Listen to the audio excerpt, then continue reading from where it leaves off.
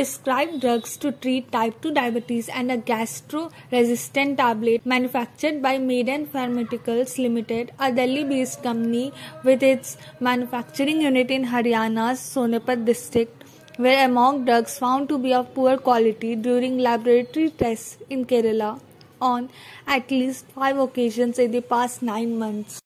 UGC launches courses on cybersecurity data protection. The University Grant Commission on Thursday launched courses on cybersecurity and data protection for undergraduates and postgraduates with an aim to help even students from non-technical streams to develop an understanding of cybersecurity issues. The courses were launched to mark Cyber Jagrukta Divas and will be introduced in universities and colleges under elective or optional categories for students from all streams.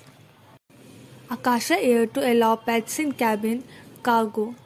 Akasha Air, which took to the skies 2 months ago, will allow domesticated dogs and cats in cabin as well as cargo from November and will also be starting new routes in coming weeks. The airline, which is well capitalized, plans to start international service in the second half of 2023 once it has a fleet of 20 planes. DFS proposes banking at doorstep for senior citizens. Over 50 million senior citizens above 70 years of age and an equally large number of differentially abled persons could soon expect to get basic banking services in the convenience of their homes. The Department of Financial Services in the Finance Ministry proposes to notify a new guide for bankers soon, which will make doorstep provisions of banking services mandatory for certain bank branches for senior citizens and the differentially abled, according to 2 persons aware of the development. India abstains on Lanka and Xinjiang resolutions. India on Thursday abstained on a resolution at the United Nations Human Rights Council promoting human rights in Sri Lanka, but urged the government in Colombo to deliver on commitments towards the Tamil minority.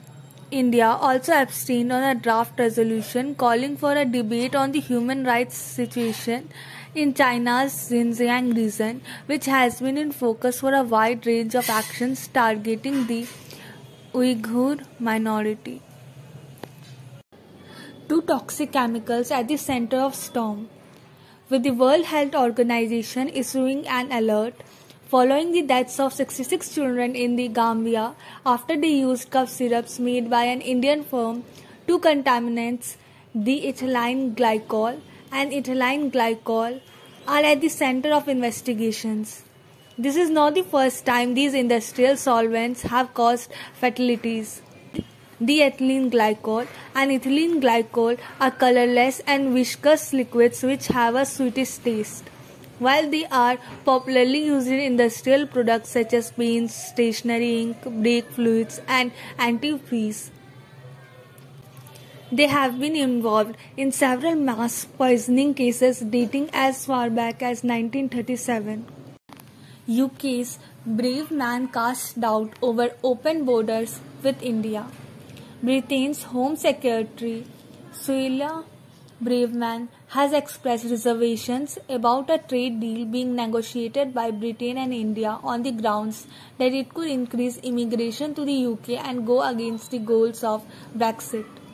The remarks by the Indian origin Braverman, made in an interview with the Spectator magazine, come against the backdrop of UK Prime Minister Liz Truss asking British officials and negotiators to stick to the Diwali deadline for concluding the free trade agreement.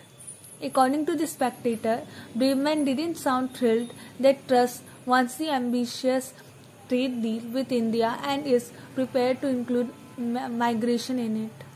Services output grows at slowest pace since March. India's services sector recorded its weakest output growth in the 6 months to September because of weak sales and inflationary pressures, a private survey showed on Thursday. The S&P Global Indian Services Purchasing Managers Index came in at 54.3 in September, the 14th month of growth in a row, but it was down from August 57.2, S&P Global said. Government strive to curb dust pollution.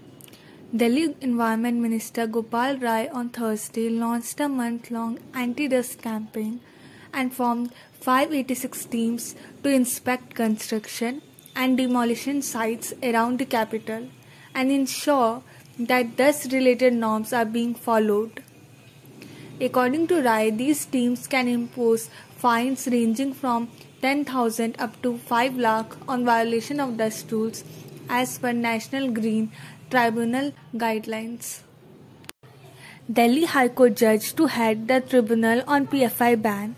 The centre has appointed Delhi High Court Judge Dinesh Kumar Sharma as head of Unlawful Activities Prevention Tribunal to review its recent 5-year ban on the Popular Front of India (PFI) and its affiliate organizations after a nationwide crackdown led to arrests and recovery of purported incriminating documents from offices and residences of the outfit's office bearers.